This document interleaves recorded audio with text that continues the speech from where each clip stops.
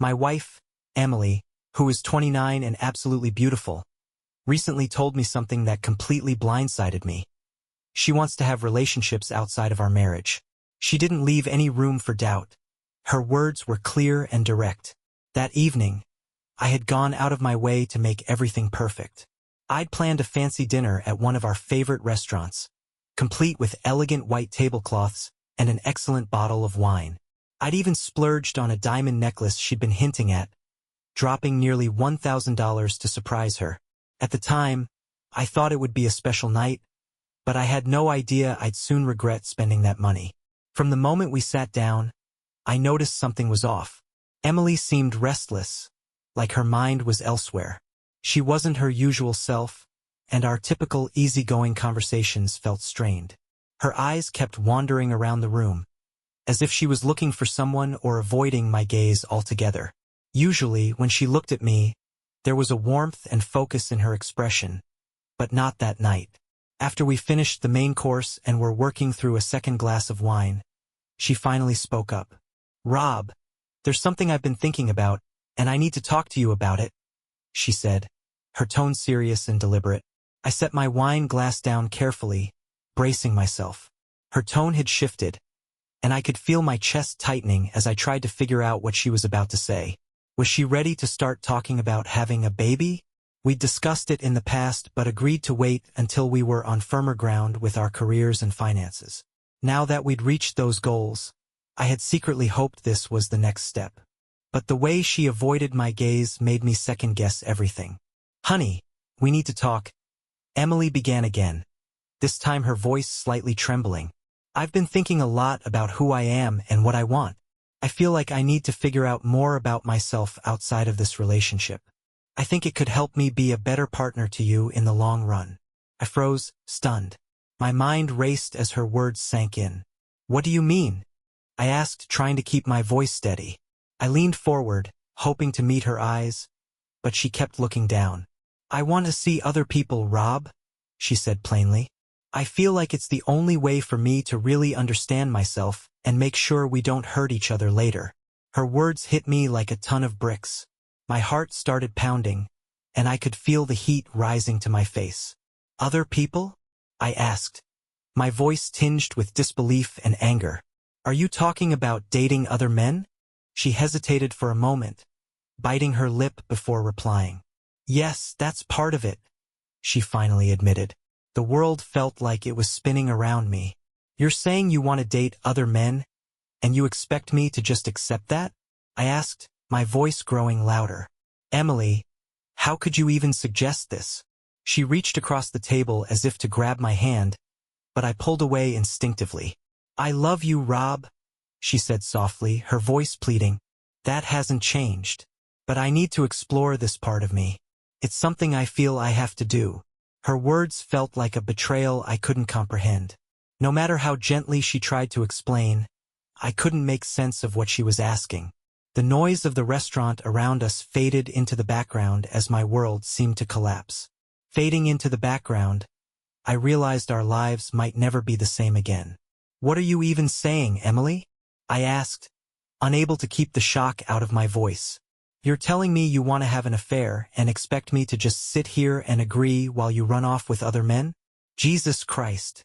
My voice was louder than I intended, and I could feel the eyes of nearby diners burning into me. "Keep your voice down, Rob," Emily hissed, her tone sharp but controlled. "We don't need the whole place listening in." That's when it hit me. She'd chosen this crowded restaurant on purpose, knowing I wouldn't make a scene in public. She had planned this, and I was completely blindsided. My stomach churned, and I felt like I might throw up everything we'd just eaten. The only words I could manage were, "Why, Emily? Why other men?" I pressed her, desperate for answers. "What does explore yourself even mean? Are you saying you want to sleep with other men? Are you planning to leave me?" Her eyes met mine, soft but resolute.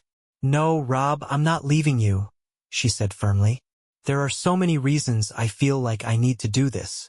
Please, believe me when I say I love you deeply. You're my soulmate.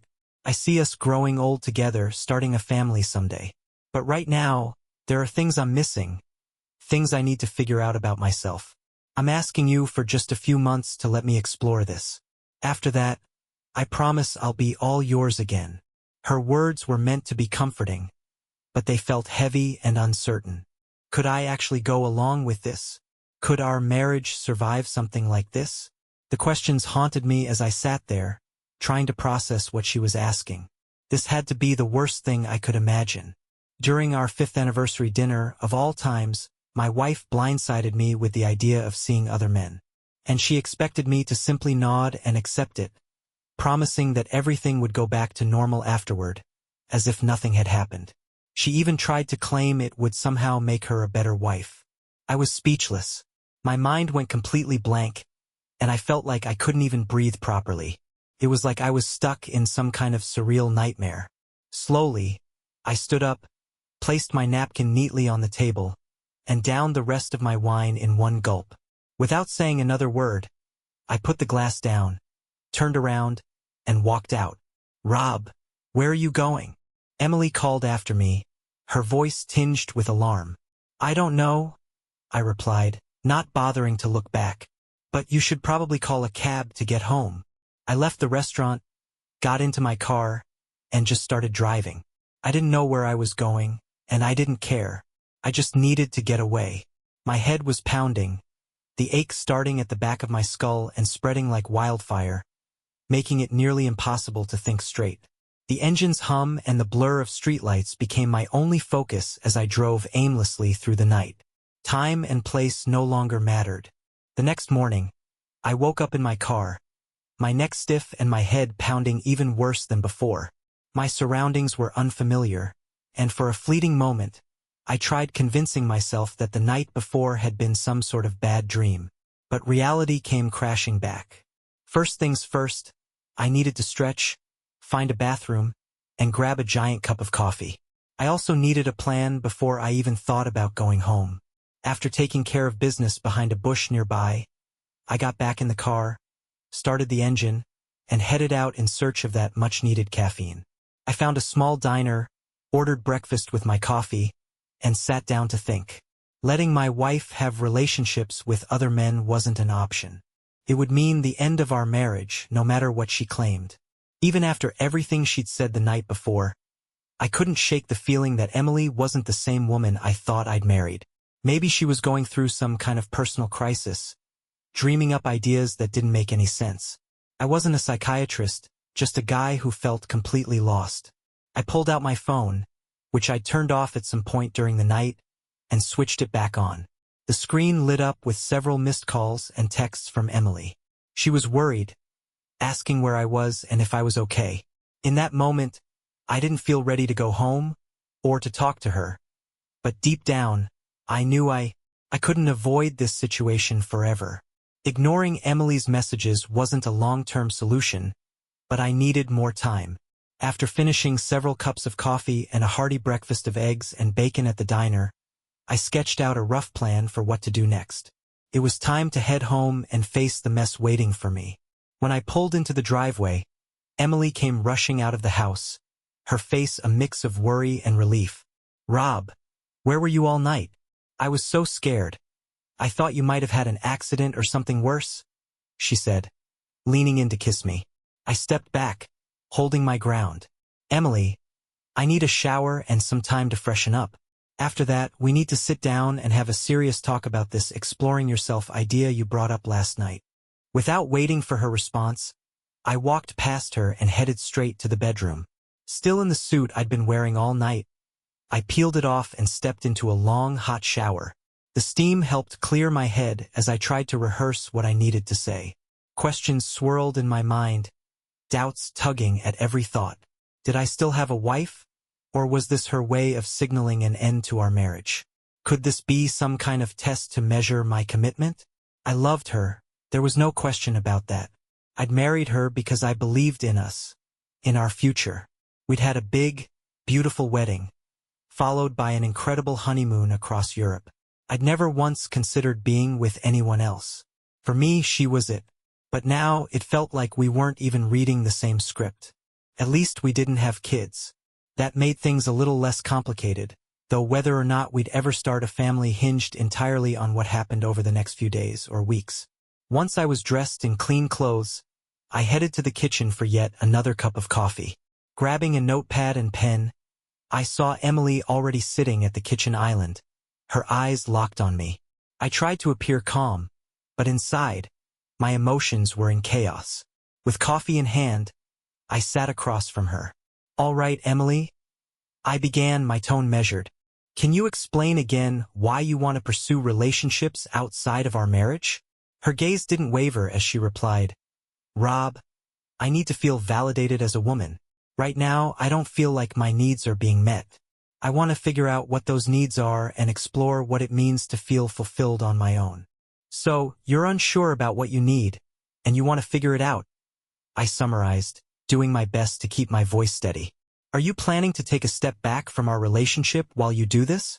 "No, Rob, I'm not leaving," Emily said quickly. "I'll stay here in our home with you, but I need the freedom to set my own schedule and work through this at my own pace." "When are you planning to start this exploration?" I asked, my voice tinged with skepticism. "I suppose I could begin any time," she answered, a slight uncertainty in her tone. "Do you agree with my decision?" "No, Emily, I don't agree with any of this," I said, my voice firm. "When we got married, we promised to be partners for life, lovers and equals. Now you're talking about seeking other lovers. What am I supposed to think? It feels like you're stepping away from our marriage." "It's not like that, Rob," she said, frustration creeping into her voice. "I need to reconnect with a part of myself that's been missing for years. Our lives have become all about work. I don't feel the same appreciation from you that I did when we first got married." "Appreciation?" I shot back, my anger bubbling to the surface. "Everything I do is for you. I've been breaking my back to provide for us, to build the future we dreamed of. We're this close to paying off the house, for crying out loud." But I couldn't ignore the most pressing question any longer. "Emily, are you planning to have relationships with other men?" I asked, forcing my voice to stay steady. She hesitated, her eyes darting away from mine. "I can't say for sure what I'll do," she finally admitted. "If it feels right with the right person, I might consider it." "So, you're thinking about infidelity?" I pressed, incredulous. "It's not infidelity, Rob. It's not cheating if you're aware of it," she replied, her tone calm but unyielding. My blood pressure spiked, and I took a deep breath, sipping my coffee to keep myself from snapping. Wishing my coffee were something stronger, I focused on keeping my cool. If I let my anger take over, I wouldn't be able to handle this conversation the way I needed to. "Let me get this straight, Emily," I began, trying to wrap my head around her plan. "You're telling me that you're planning to meet other men, go out with them, and possibly even become intimate, all while still living here with me. Is that correct?" "It's not that simple, Rob. I'm not sure yet," Emily replied, her voice wavering. "It sounds pretty straightforward to me," I countered. "What about us? Are we just supposed to put our marriage on pause? Do you still expect us to be intimate while you're exploring this?" "Of course, Rob. We're a family, you and me," she said, her eyes pleading. "I love you deeply, and I want us to stay a family. This is just something I need to do for myself." I leaned back, my frustration growing. "And how often do you plan on doing this, Emily? Every weekend? A few times a week? Every night? Just how far are you planning to take this exploration?" "I haven't decided yet," she snapped, sounding irritated. "Why are you so hung up on the details?"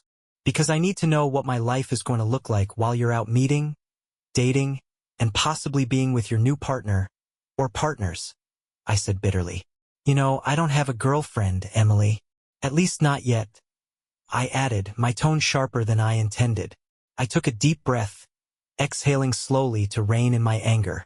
"Emily, I need clarity. Have you truly made up your mind about this? Have you thought about what this will do to our marriage?"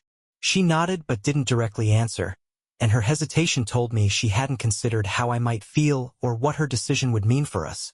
Then she said the words that would forever change the trajectory of our relationship.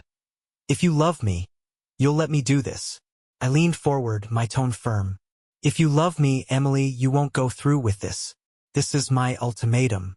Unfaithfulness, even with prior notice, is still infidelity. And it's a deal breaker for me. I paused to collect my thoughts before continuing. Here's the deal. If you want to pursue relationships with other men, you'll need to move out. I won't share a home with you while you're seeing other people, and bringing them here is completely out of the question. You'll need to find somewhere else to stay. Her eyes widened.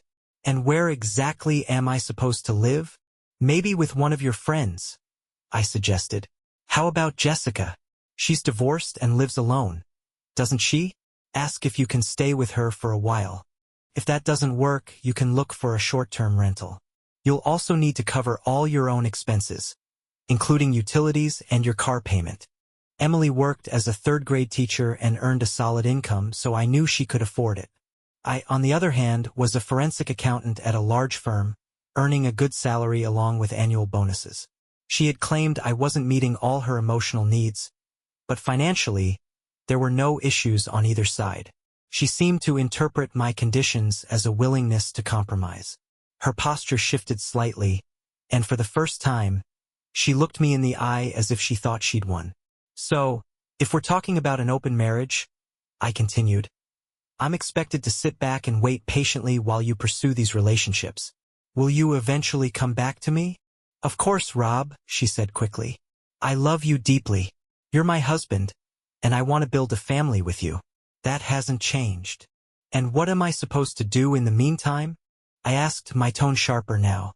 Am I supposed to remain faithful to you while you're out having relationships with other men? Should I just wait for you to be done with your boyfriends and then welcome you back as though nothing happened? Have you even thought about what this will do to me? I want you as my husband, Rob, and only you.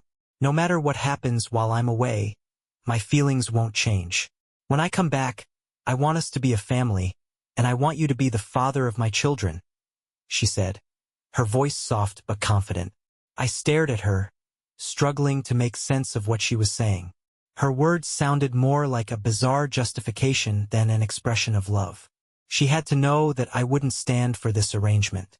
She seemed to think she'd won a small victory, believing that as long as she didn't bring her boyfriends into our home, I wouldn't interfere with her new lifestyle. But that wasn't the case. All right, Emily, I said firmly. You need to figure out where you're going to stay and let me know by the end of the week. For now, we have a few things to sort out here. I want you to move your clothes and belongings into the spare bedroom. I don't think I can share the same bed with you right now. Your plan is too painful, and it feels like you're already halfway out the door, even if you haven't explicitly said so. I paused, taking a steadying breath. Tell me, Emily, what exactly am I supposed to make of all this? Emily stayed silent, perhaps realizing that I wasn't going to accept this without question. Maybe she was surprised by my demand for her to leave our bedroom, but honestly, what did she expect? Did she really think I'd roll over and let her run off with other men, only to come home and pretend everything was fine? That we could carry on as a happily married couple, have kids, and live as though nothing had happened? Not a chance. I couldn't help but suspect that her friend Jessica was playing a role in all this. Jessica, a fourth-grade teacher at Emily's school, was divorced after being caught cheating on her husband with multiple partners. At 35, Jessica was attractive and charismatic, but she had a reputation for being reckless with relationships. I strongly suspected she had planted the seed of this self-exploration idea in Emily's mind. For me, the reality was simple. If Emily explored too much, there wouldn't be a family, not with me anyway. All that would remain was a divorce. I stood up from the table and began walking away. Emily called after me, her voice tinged with disbelief. Is that all, Rob? You just want me to move out? Yeah, for now, I replied, turning back briefly. But don't misunderstand me, Emily.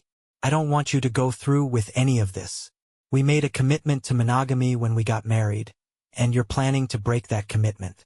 What do you expect me to do? Just sit here quietly while you go off and have relationships with other men? Or, if this is your version of an open marriage, am I supposed to have the same option? Emily didn't respond, left speechless by the confrontation. I grabbed my car keys and headed for the door. Rob, where are you going? she called after me, her voice breaking. I don't know right now, I said without looking back. But don't forget. Move your belongings to the spare room and start looking for a place to stay. And let me be very clear. There won't be any extramarital affairs until you've moved out. I slammed the door harder than usual on my way out. For a brief moment, I considered driving to Jessica's apartment to confront her. But I knew my anger wouldn't lead to anything productive. This mess was Emily's doing, and she'd have to face the fallout. Besides, Jessica would probably be more than happy to take Emily in. I resisted the urge to confront her directly. The next morning, I left for work before Emily was even awake. I had no intention of tolerating her plans, and I needed to figure out my next steps. If Emily was serious about this, I couldn't just stand by and let her dismantle our marriage. My first move was to contact my lawyer, a friend who handled various legal matters like real estate and wills. While he wasn't a divorce attorney, he referred me to someone in his firm who specialized in family law. That same afternoon, I had my first meeting with the divorce attorney. The conversation was difficult, but my lawyer was a skilled professional and gave me a clear picture of my rights under the state's laws. I told her I wanted to avoid a nasty divorce. I was willing to split our assets 50-50ths. We'd built a life together, and I wasn't interested in dragging things out by fighting over material possessions. What mattered most was moving on from a marriage that Emily had clearly decided to abandon emotionally. For now, the paperwork would remain unfiled. My lawyer advised me to gather evidence of Emily's infidelity before taking any further steps. It was a precautionary move, but it gave me some peace of mind. The week dragged on, and I avoided spending time at home as much as possible. Most evenings, I went to the gym, trying to clear my head and channel my frustration into something productive. To relieve some stress, I kept myself busy at the gym and went on long runs. Meanwhile, I couldn't help but notice that Emily was spending a lot of time with Jessica.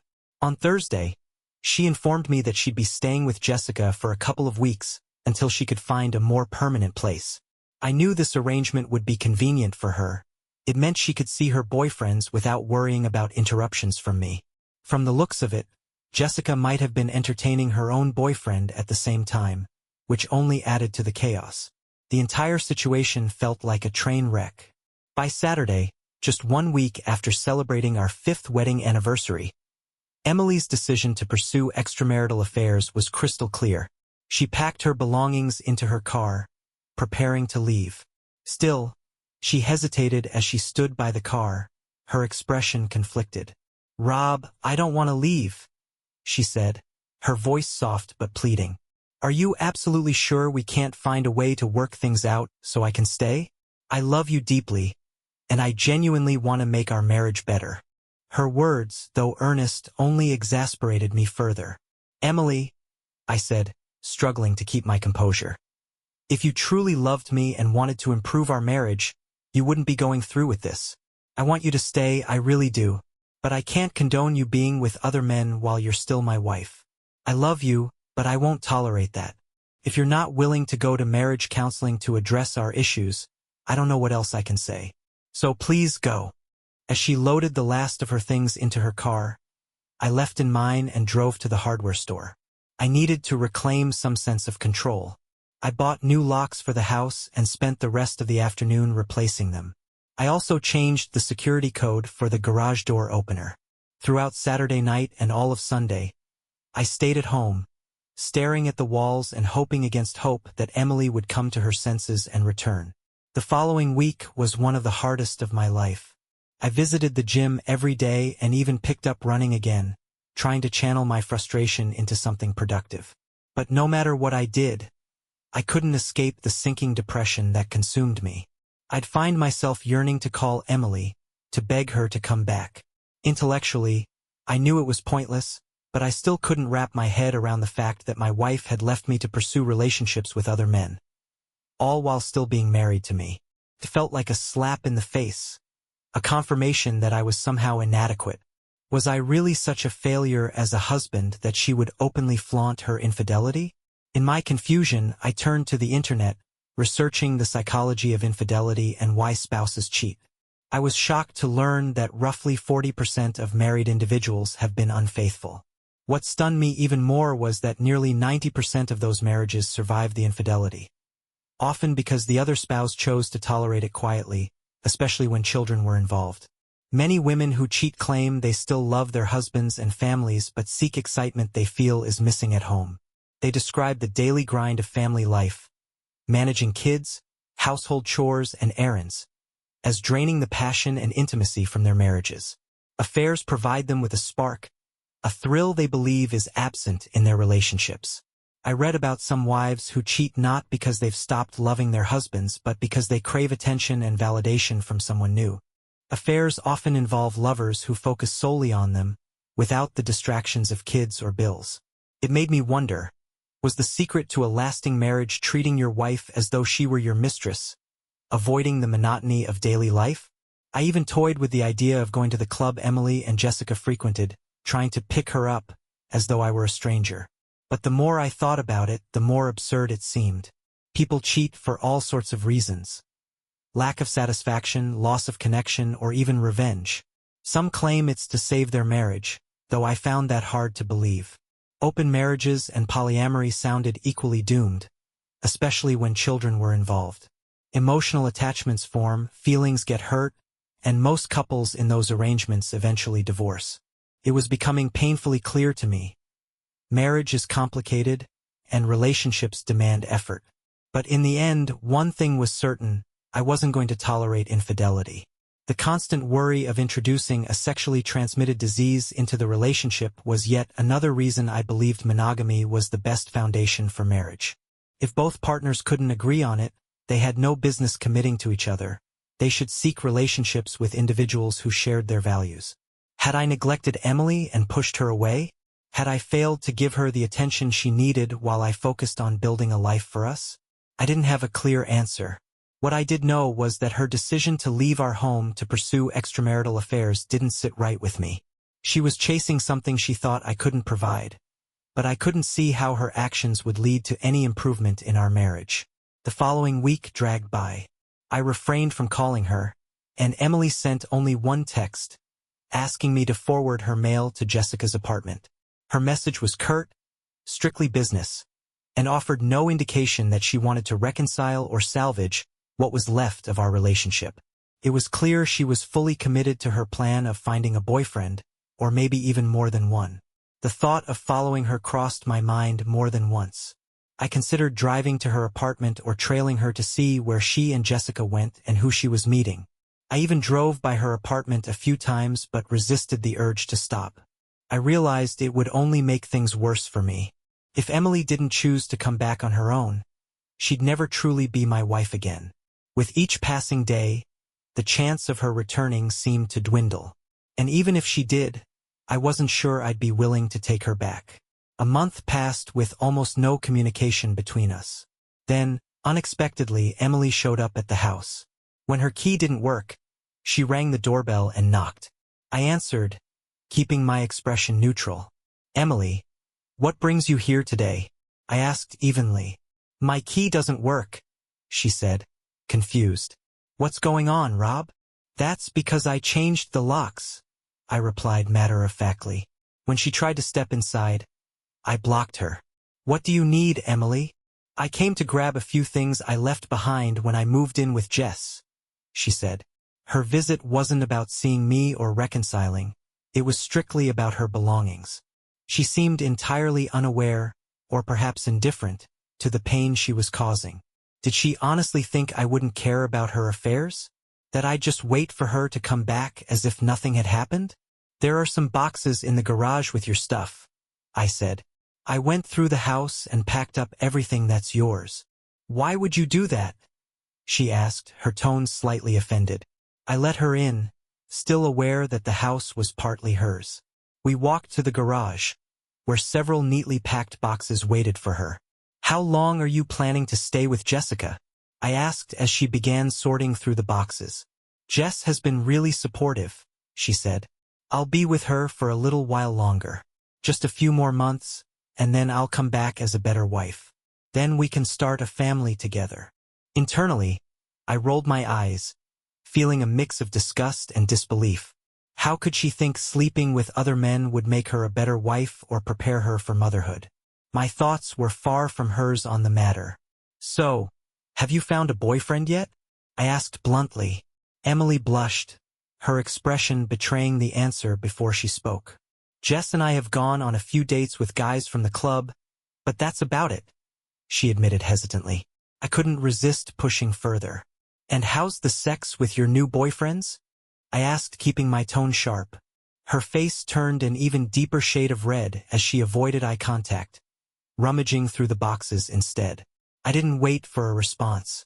Leaving her in the garage, I walked back to the kitchen to enjoy my coffee and read the newspaper. A few minutes later, Emily entered the kitchen, carrying a large bag of her belongings. She glanced around, perhaps expecting the house to look like a mess in her absence. To her surprise, it was spotless. I had hired a cleaning service to come 3 times a week. The counters were gleaming, the floors were immaculate, and everything was in perfect order. There were no piles of dirty dishes, no empty beer bottles scattered about, and no laundry overflowing in baskets. The house was as pristine as ever, and I intended to keep it that way. I kept myself composed, despite the fact that my wife had left me to pursue relationships with other men. "Is there anything else you need, Emily?" I asked, sensing her curiosity about how things were going here without her. "So, Rob," she said, her tone probing, "have you been okay since I started staying with Jess?" "I'm fine," I replied calmly. "I've been busy with work and on the road quite a bit." Her eyes lingered on me for a moment before she asked, "Honey, have you been getting out at all? Or have you been staying home by yourself?" And there it was, the question I had anticipated. I could sense she wanted to know if I'd started meeting other women. It was time to introduce a small twist into the conversation. "I've been keeping myself occupied," I explained. "I joined a cycling group that meets twice a week. We ride 40 to 60 miles together, starting from a designated point. It's been a great way to meet people. Really a fantastic bunch. Afterward, we usually head somewhere for a beer and a burger. All that riding works up an appetite." I didn't mention that I was careful about drinking too much. Excessive alcohol wouldn't help my well-being, and I had enough on my plate already. Between the cycling and the stress of everything going on, I dropped about 15 pounds in recent weeks. Staying physically active was one of the few things keeping me from spiraling into a full-blown breakdown. Emily's response carried a tone of curiosity that hinted at more than she let on. She seemed more interested in whether I had started meeting other women than in my physical activity. As she drove away from the house, I had a feeling she was beginning to realize her plan wasn't unfolding as smoothly as she had hoped. Perhaps it dawned on her that her once loyal husband might meet someone else and decide he no longer needed to stay married to her. Her quest to find a boyfriend to fill the void she believed I hadn't addressed might end up costing her more than she had anticipated. I later learned that Emily had been seeing 2 men she met at the club she frequented with Jessica. She had been intimate with both on multiple occasions. However, neither of them seemed interested in anything beyond fleeting rendezvous. Both men were married and simply looking for casual fun, using Emily as a source of entertainment. A textbook case of pump and dump. By the 2-month mark, I had come to terms with the end of our marriage and was ready to move forward with the next phase of my plan. Emily had barely contacted me during this time, which made it clear she wasn't thinking about me or our relationship. She was free to pursue her desires, and I had no intention of waiting around for her to come back. Even if she did consider returning, it would come with a mountain of conditions, and I wasn't sure I'd be willing to take her back. My doubts deepened when I discovered she had taken a vacation to the Dominican Republic with one of her boyfriends during the school break. They had spent their time soaking up the sun and indulging in various pleasures. If this was her idea of strengthening our marriage through infidelity, it was laughable at best. Jessica's influence was evident in Emily's actions. Jessica had painted me as a neglectful husband who failed to meet my wife's needs, feeding into Emily's decision to abandon our marriage. Now, Emily was living in a cramped 2-bedroom apartment with her discontented, divorced friend, and her reputation among her colleagues and family members was beginning to crumble. When Emily's mother learned about her Caribbean getaway with another man, she reached out to me, clearly concerned. She asked why Emily had left and whether we were having marital problems. I didn't hold back. I told her that Emily had left me to pursue relationships with other men. Her mother was stunned, struggling to believe it. I urged her to talk to Emily directly and ask her for the truth. When Emily's mother confronted her, the conversation was blunt. "Emily, why did you leave your home? What's happening between you and Robert? Is he mistreating you?" "No, Mom," Emily replied, her tone defensive. "He isn't mistreating me, but he doesn't provide the excitement I need. I don't feel desired or attractive. I need that feeling of being wanted, Mom," Emily said, her tone unwavering. "That's why I'm looking for it elsewhere for now. I just want to have some fun before Rob and I start a family. I'll return to him in a few months, maybe a year at most, and everything will be fine. You'll see. He'll appreciate me more." Her mother was visibly taken aback by her response. She leaned in, her voice firm yet pleading. "Emily, if you continue with these extramarital affairs, Robert will never want you as his wife again. Cheating on him is the fastest way to end your marriage. Don't you see that?" "Rob loves me, Mom," Emily retorted confidently. "He understands my needs. I'll come back to him when the time is right, and we'll start a family together." "Emily," her mother implored, her voice filled with urgency. "You need to come to your senses and return home now. If you don't, there won't be a marriage or a husband to return to, and there certainly won't be any children with him. Do you understand me?" But Emily remained resolute. "I know Rob loves me," she repeated, her confidence unshaken, despite her mother's heartfelt warnings. Realizing her mindset wasn't going to change, I decided it was time to embrace the mentality of, what's good for the goose is good for the gander. It had been 3 months since Emily left, and I knew I couldn't keep waiting for her to return. I had to explore the possibility of life without her. Gathering my courage, I asked one of the women from my cycling group out on a date. It wasn't about replacing Emily. It was about seeking companionship and breaking free from the monotony of my current routine. My life had become a predictable cycle of work, the gym, cycling, and sleep. It was time for something new. A part of me still hoped Emily would realize how absurd this all was and come back. But deep down, I knew that if she did return, she wouldn't be the same woman I had married. She seemed too invested in her newfound freedom, chasing the excitement and validation she claimed were missing from our marriage. I didn't want to rush into dating or come across as desperate. I wanted any connection I made to feel genuine, not like a pity date. Most people in the cycling group knew about my separation, and I suspected some were aware of Emily's active dating life. It's hard to keep secrets in a town this size. When I finally asked Diane, one of the women in the group, to grab tea or a drink with me, I was pleasantly surprised when she agreed. We decided on a casual Saturday evening plan, kayaking on a nearby lake followed by dinner at a cozy restaurant. The date turned out to be wonderful. We spent 3 hours kayaking, covering about 10 miles as we enjoyed the water and talked.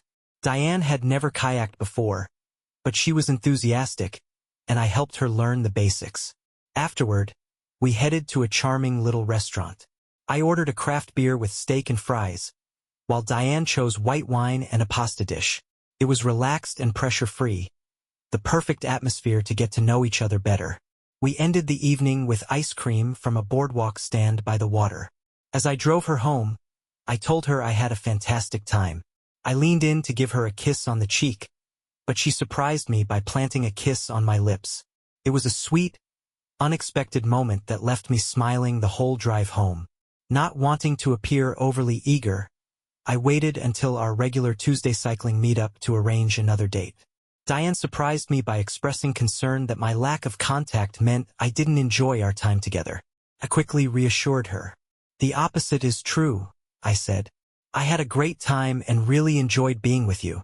She smiled, and we scheduled another date for Saturday, this time for a round of golf.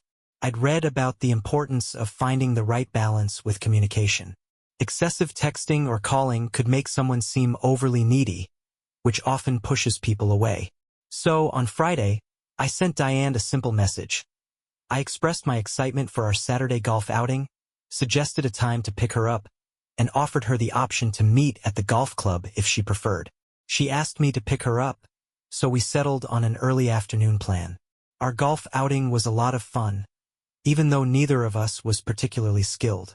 We laughed, shared stories, and enjoyed the light-hearted competition. That evening, we had dinner at my place.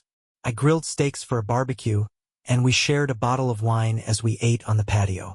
As the night grew late, I couldn't help but feel a spark of happiness I hadn't experienced in months. As I offered to drive Diane home, she took the car keys from my hand, placed them gently on the kitchen counter, and asked to see the bedroom. The following morning, I woke up beside a beautiful woman, her arm draped across my chest. Diane's long, dark hair spilled over her shoulders, and her captivating green eyes seemed even brighter in the soft morning light. Her flawless skin was accentuated by a small scar on her chin, a souvenir from a childhood bicycle accident that added a unique charm to her already stunning face. At about 5 feet 11 inches, she carried herself with elegance, her slender figure a testament to her active lifestyle. She likely weighed around 140 pounds and was in fantastic shape. Diane worked as a pediatric nurse at the hospital, a job that reflected her deep compassion and authenticity. Her magnetic charm had drawn me to her from the moment we met, and I couldn't help but admire the genuine warmth she exuded. We shared breakfast on the patio, talking easily about everything from our mutual love of outdoor activities to life's more complex challenges. Eventually, the conversation turned to my plans and the looming question of divorce. It was a delicate subject, but I understood Diane's need to know where I stood before investing herself emotionally in our connection. No woman wants to get involved with a man who might reconcile with his estranged wife a few weeks later. When I explained the peculiar reasoning behind Emily's departure, Diane's reaction confirmed what I already suspected. She didn't believe Emily was coming back. That nudge from Diane gave me the clarity I needed to move forward with the next step in my plan. On Monday morning, I contacted my lawyer and asked her to assign a private investigator to the case. I needed to know the full extent of Emily's infidelity before serving her with divorce papers. The findings were damning. Emily was involved with multiple men, most of whom were married. They often gathered at Jessica's apartment after their nights at bars and clubs around the city, continuing their escapades into the early hours. 2 weeks later, Emily received the divorce petition. That evening, she drove to the house to confront me. When I opened the door, she stood there holding a large brown envelope, her face etched with distress. "Emily, what brings you here tonight?" I asked, keeping my tone neutral. "Honey, a guy delivered these documents to me today," she said, her voice trembling. "Why did you file for divorce? I told you I'd be home soon this week, even. We can start working on that baby we talked about." I stepped aside and invited her in, motioning toward the kitchen. "Take a seat," I said, my voice steady. "It's a bit late for that, Emily. I told you when you left that I didn't want you to go, but you went anyway." She looked down, fumbling for words. "Honey, I told you I needed to figure out who I was and feel good about myself." I interrupted, my tone sharp with sarcasm. "So, do you feel good about yourself now? Are you validated as a woman? Have you explored your sexuality in new relationships, met exciting people, and had your fair share of intimate encounters?" Her eyes widened, but I pressed on, my voice rising with agitation. "Because it sure seems like you have. I've heard barely a word from you since you left. You didn't even call me on my birthday. Probably too busy with one of your boyfriends in the Dominican Republic that week. Your own mother called me, wondering why you didn't reach out to her on Mother's Day. Have you spent this entire time chasing physical pleasure?" Tears welled in her eyes. "Honey, I love you so much, and I realize I may have gone too far. I'm coming home today." I shook my head firmly. "No, Emily, you're not. What are you talking about?" she asked, her voice rising in confusion. "I'm still your wife, and this is still my house. I'll just grab my things from Jess's place and be back in a few hours." I leaned back, folding my arms. "Ah, no, you won't. Did you read through all the documents in that envelope?" Toward the back, there's a judge's order. It states that you cannot come within 500 feet of this house until the divorce is finalized. Technically, you're violating that order right now. I'm not going to make an issue of it tonight, but you need to leave. We'll settle everything in court. Emily's face fell as the weight of my words sank in. For the first time, it seemed like she was beginning to understand the seriousness of our vows. Love, honor, cherish, and, most importantly, fidelity. I don't have any sentimental attachment to this house, I continued. If you want it, that's fine. It's nearly paid off, and my share is worth about $150,000. If you're willing to pay me that, it's yours. If not, we'll sell it and split the proceeds. Either way, we'll sort it out legally. The proceeds from the sale of the house were split evenly, as part of a straightforward arrangement. For the time being, Emily wasn't moving back, and I remained in the house until the sale was finalized. After escorting her to the door, I closed and locked it behind her. A month later, we managed to avoid a court appearance and quietly settled our divorce. Emily received half of our assets as she was legally entitled to, and we sold the house. I began moving forward with my life. Emily resumed her new routine, but I heard through a mutual friend that her personal life was causing waves at her school, a local charter institution. Some parents had learned of her involvement with multiple men in the community and were uncomfortable with her teaching their children, especially the mothers, who were particularly vocal in their disapproval. Privately, it was rumored that a few of the fathers might have been among her lovers. Not long after, I heard another startling piece of news. Emily had been diagnosed with a sexually transmitted disease. Thankfully, it wasn't life-threatening, but it required her to abstain from sexual activity for a year. This was compounded by the revelation that she was pregnant. Apparently, one of her partners had fathered the child. Emily's inconsistent use of birth control, frequent drinking, and lack of condom use had all played a role in the situation. The identity of the father remained uncertain, but there were whispers that he bore a striking resemblance to one of her colleagues at the school, a married man. With the divorce officially finalized, I was free from Emily and the chaos she had brought into my life. It's been about a year since everything with Emily began to unravel. I've since purchased a new house, received a promotion at work, and, most importantly, built a life with Diane. Diane and I are thrilled to share two big announcements. First, we'll be getting married this summer, and second, we're expecting our first child around Christmas.